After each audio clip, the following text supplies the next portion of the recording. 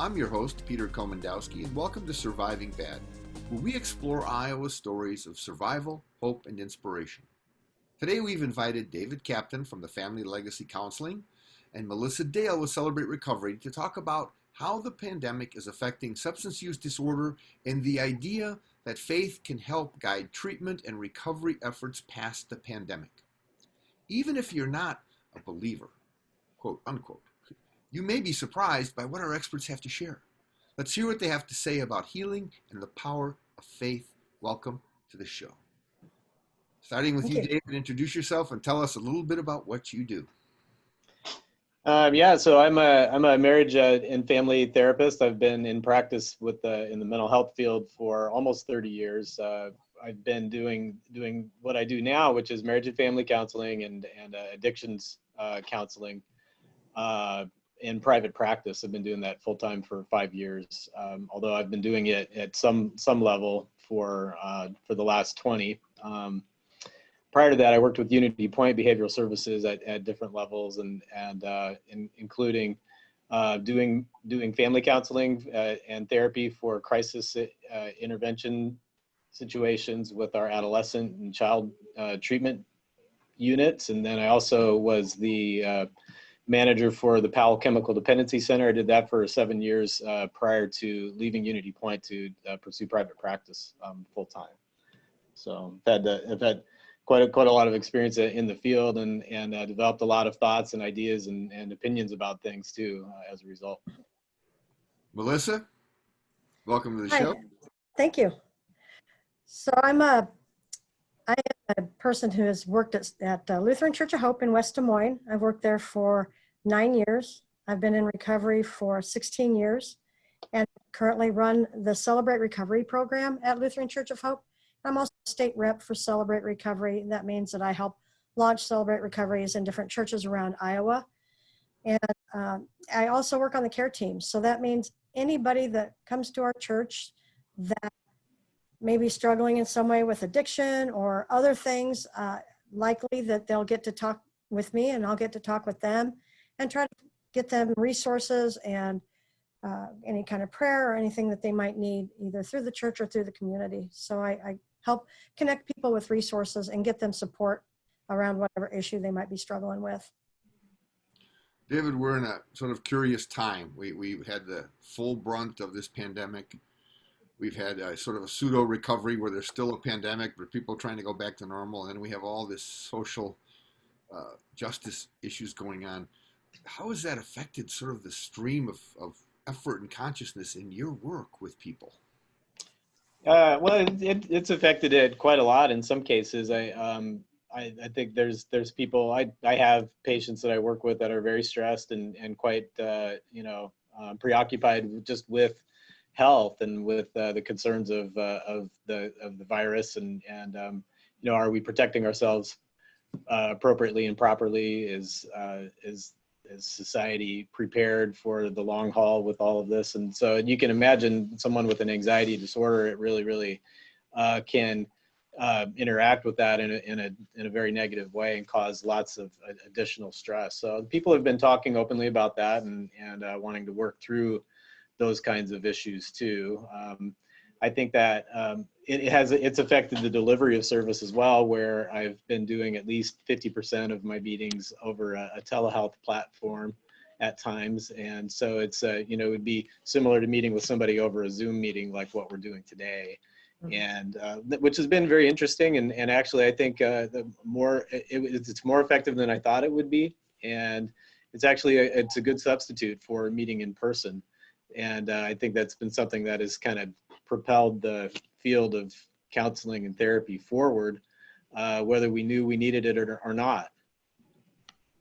Melissa, you work with a large recovery population. I've had the great fortune of seeing some of your work in progress at the church. How has this really changed what you do and the people that you're working with? Yeah, it is crazy the way it has changed. Recovery is relational. We're learning constantly how to have new relationships and how to stay in recovery, relationships with ourselves, relationships with God, relationships with other people.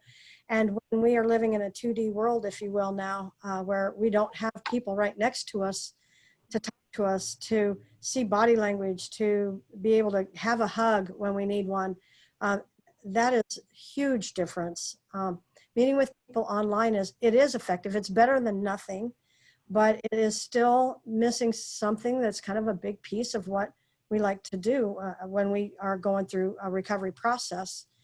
A lot of us are doing that. We're reaching out on the phone. We're reaching out through Zoom. Our meetings were all in the church. They were, as around Iowa, they were in churches all over the place or wherever, and now they're online or they're simply a phone call.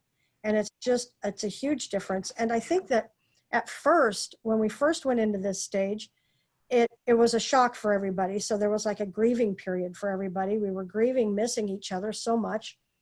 And then it kind of leveled out a little bit to where, okay, we'll get used to this new normal. We'll try to do this. But now we're to a new place where it's like, I'm going crazy. I got to see some people. Like, I need people.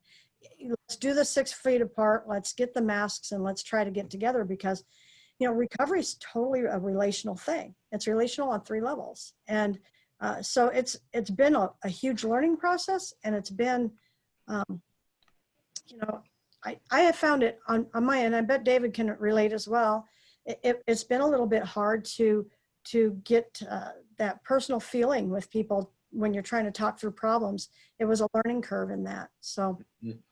Yeah, I agree. There's kind of a learning curve to it. And then at the same time, I've been really surprised. I mean, I've had patients that I've started with initial sessions online like this and actually been able to make really good connections and just make the best out of a situation that I think we all might have thought at the beginning would be just really tough and just not that great. But I've seen some really, really good progress. And I've got people I've never even seen in the office, and they're not scheduling week after week anymore because things have gotten better. And that's a really good thing. These are all great points. We're going to take a short break, and when we come back, we'll continue this conversation and explore this sort of matter of faith and healing in the face of our recovery from this pandemic. Stay with us. You don't want to miss this. See you after the break.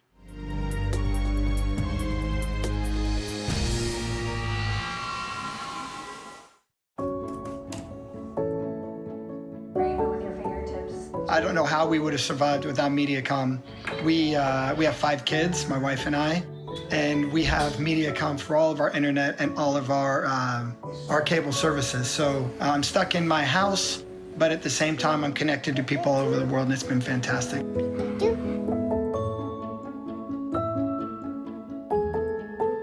Thanks to Mediacom, I've had reliable internet to continue to work business as usual, that I can continue to provide for myself and my family.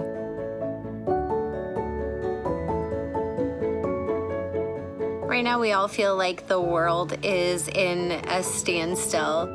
The internet has played a huge role in allowing us to stay connected to our jobs and the kids' schooling online and finding fun and creative ways to stay connected with the ones that we love. We couldn't do it without Mediacom. There are everyday actions to help prevent the spread of respiratory diseases. Wash your hands. Avoid close contact with people who are sick. Avoid touching your eyes, nose, and mouth. Stay home when you are sick. Cover your cough or sneeze. Clean and disinfect frequently touched objects with household cleaning spray. For more information, visit cdc.gov/COVID-19. This message brought to you by the National Association of Broadcasters and this station.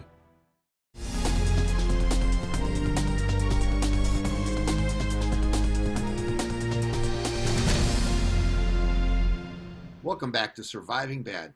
We're talking about how the world we live in is changing, the importance of compassionate healing, and the power of faith. David, roll with it. Yeah, well,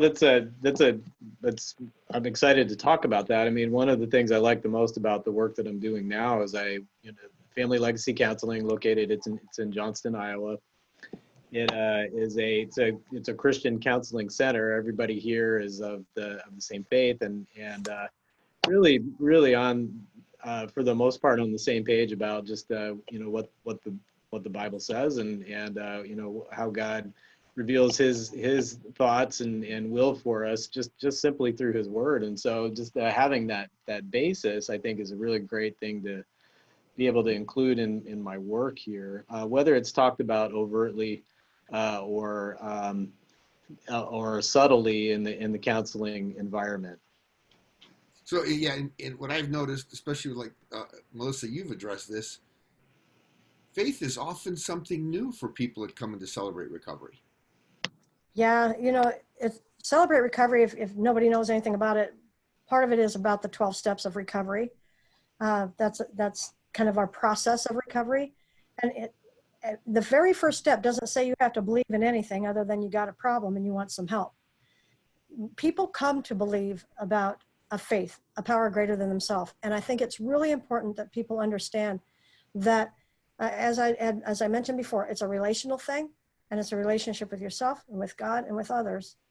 And so the second step talks about that there's a power greater than ourselves that's going to restore us to sanity. We start learning about faith in that. And the third step says we can turn our will and our life over to him. And when we're in a world that we are right now, where we don't quite understand how we're going to recover, we don't understand what's going to happen the next day. Maybe you're just living in fear of walking out the door and catching COVID or something like that. We really have to rely on faith, because faith is going to bring us hope. If there's a power greater than me that's going to restore me to sanity, that's good news, because I don't have to be the creator and the maker of my universe anymore. I can rely on something bigger. Yeah. And I think the people that walk into the doors that don't have a faith, it's okay. Stick around, keep coming back, because it's not my job to put that on you. You'll learn that as you go through the recovery process. I think one of the greatest commands in Scripture is to love your neighbor as yourself, and there's really easy applications to marriage and family therapy when you are trying to follow that guidance from the Word, and it means putting ourselves second so that others can benefit. And in doing so, I really work to kind of help people understand how to communicate properly about that you're not just like rolling over, but you're also, you're putting other people's preferences in front of yours, while at the same time being able to talk appropriately about your own needs and preferences as well. And that's part of the essence, I think, of loving your neighbor as yourself. There's a concept that we've seen addressed a lot more with isolation, and that's loneliness. Mm-hmm. And I've heard so many people of faith say that they feel less alone with God in their lives and with Christ in their lives. That they actually, it just changes the way they approach the concept of being alone. Mm-hmm. And it changes the way that they now address other people and the way they talk to them. Now, it sounds beautiful. I don't know if that's a huge movement. What do you see? Is this like something that's escalating and more people are sort of finding this faith? Or is it still on sort of tough ground? Are people still confused about where faith might be in their lives? Yeah, I think that people are searching for faith, and I think that they're looking to figure out the difference between being alone and being lonely, because there's a difference. You can be alone and be feeling pretty good, and that's because maybe you've realized that you're not 100% alone. Maybe because you've got faith now, you know that you are never really truly alone. That there's a power greater than you that is walking right alongside you. That power, for me, is Jesus Christ. And but being alone and being lonely are two separate things. Those are great points. We're going to take a short break, and I'm going to ask you both to talk about experiences that are changing the way you look at substance use disorder treatment and recovery in light of everything happening in the world today. Mm-hmm. Stay with us. We'll see you after the break. You don't want to miss this.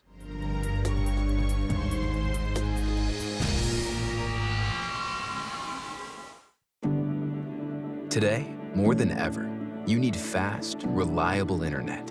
At Mediacom, we want you to know you can count on us. Our fiber-powered 100% gigabit technology network was built for the future.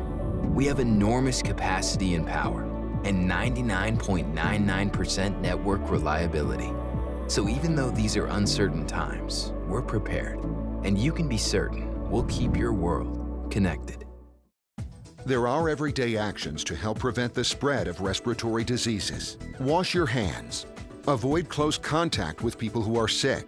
Avoid touching your eyes, nose, and mouth. Stay home when you are sick. Cover your cough or sneeze. Clean and disinfect frequently touched objects with household cleaning spray. For more information, visit cdc.gov/COVID-19. This message brought to you by the National Association of Broadcasters and this station.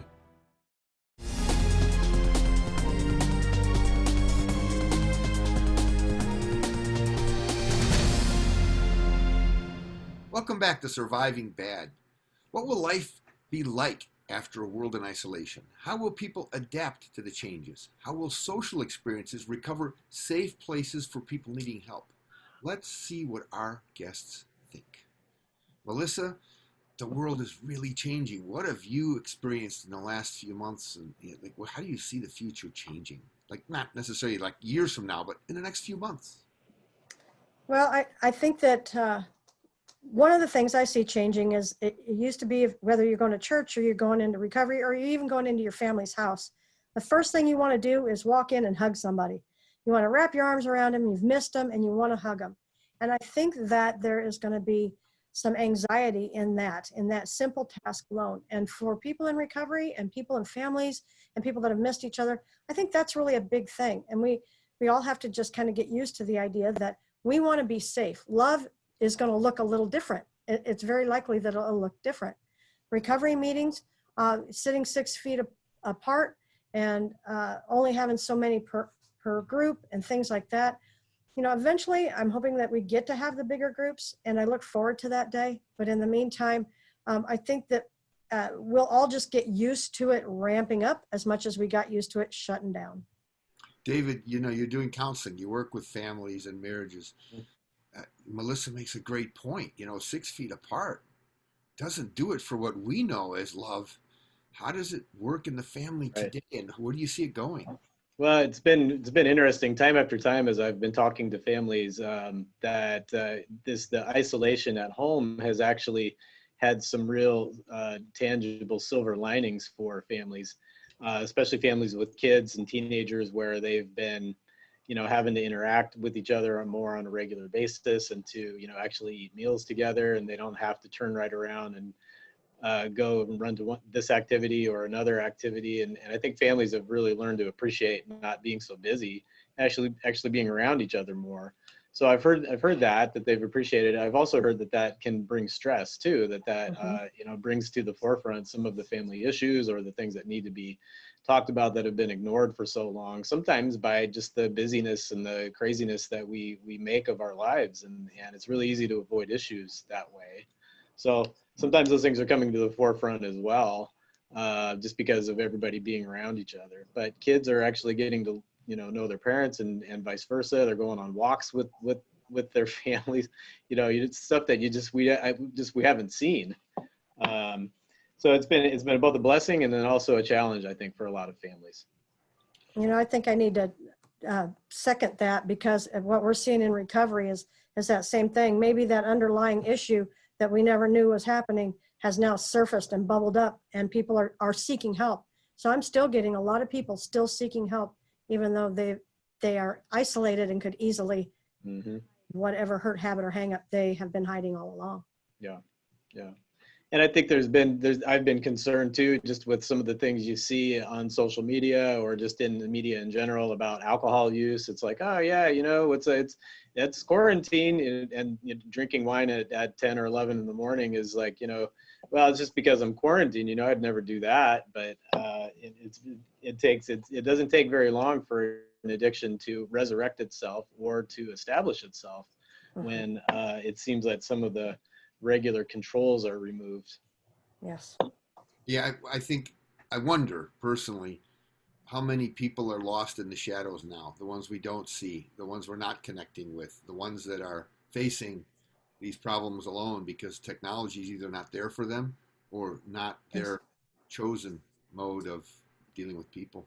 Yeah, and the technology itself can be a huge trigger for people. I mean, it could be that the computer is the addiction, that there's something about it. So asking them to get on the computer for their recovery is really kind of an oxymoron. It doesn't really work out for them very well. There are a lot of people that are out there relapsing as a result of it.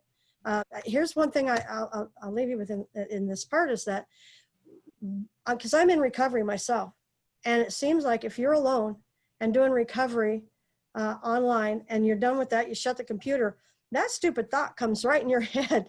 Don't know why, don't know where it comes from. We're powerless from that thought coming in our head, but we regain our power when we take some action against the negative thoughts, whether it's go have a drink, eat another cookie, get angry, be sad, get depressed, whatever those thoughts are that are coming in that can take people out of their recovery realm. We have to be on guard for that stuff a lot more now, I think, that we're isolated. These are great points. We're going to take a short break, and we're going to invite you to come back after the break for some final comments and to share some advice for people, things you've learned that are important. Stay with us. We'll see you after the break. You don't want to miss this.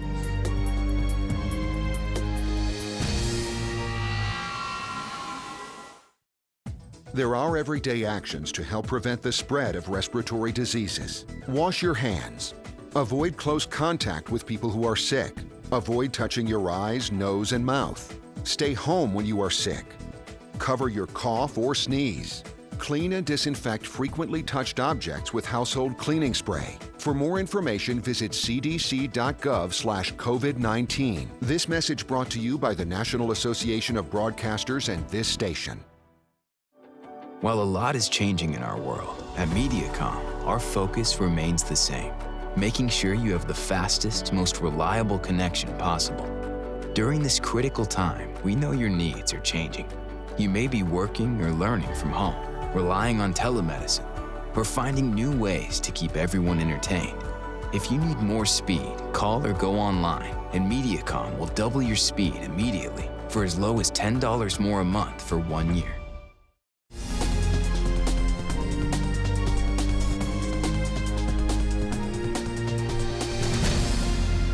Welcome back to Surviving Bad. I'm Peter Komendowski, your host, and we're talking about faith, healing, and the challenges that people face with substance use disorders.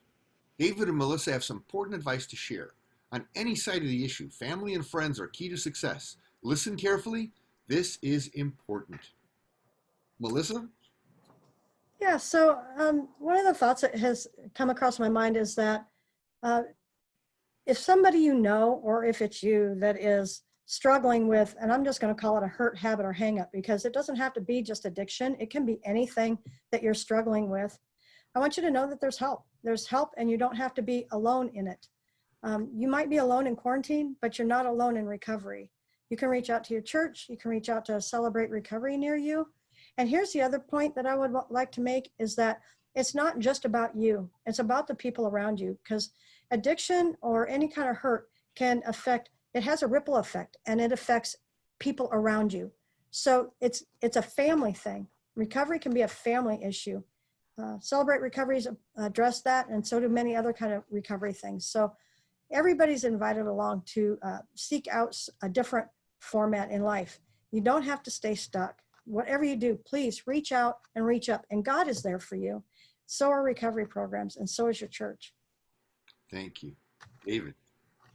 Yeah, I agree a lot with Melissa, especially in regard to the spiritual aspect of things. You know, the vast majority of people in this country have had some exposure to faith and belief in their life. You know, whether that was either very directly or indirectly. And so what advice I would give would be to parents would be in two things. One would be since you're around your kids more now with the isolation and just not as much to do, have those tough conversations with them and ask those questions. Ask what their friends are talking about, or ask what kind of pressure that they encounter at school regarding alcohol or regarding drugs or other risky or negative behaviors, and engage them. And if they find that they can't do that within their family context, they should reach out, like Melissa said, and get some help. Get some counseling, sign up for counseling with a therapist, and maybe even do some family sessions. Second piece would be get back to that the faith aspect of it. And there's a great need with all of the upheaval that we have, both from and I think you mentioned earlier in the show, the social justice issues as well as the pandemic. There's a lot of reasons to get back to faith and to start thinking about, okay, what's this really all about, and what's my role in this, and what's God up to, and how does that fit with what we're trying to do for recovery?